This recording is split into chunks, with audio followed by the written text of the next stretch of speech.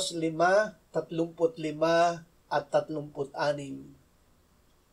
Samantalang nagsasalita pa siya, may mga taong dumating na galing sa bahay ng pinuno ng sinagoga na nagsasabi, "Namatay na ang anak mong babae, bakit mo pa inaabala ang guro?"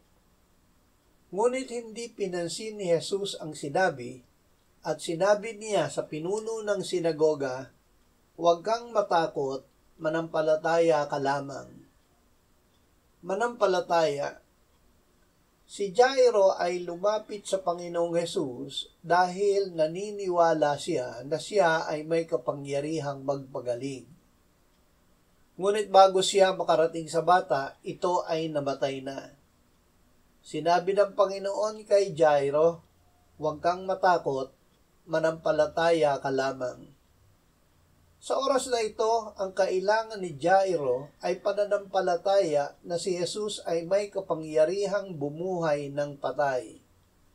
Ipinarinig ni Jesus sa mga maingay na nag-iiyakan sa bahay ang salita na hindi patay ang bata kundi natutulog lamang. Hindi nila ito pinaniwalaan. Pinagtawanan pa nila si Jesus. Ngunit si Jairo ay sumunod kay Jesus nang pribadong lapitan nito ang bata. At binigkas ni Jesus ang salita, "Munting babae, sinasabi ko sa iyo, bumangon ka." At ang bata ay nabuhay at bumangon.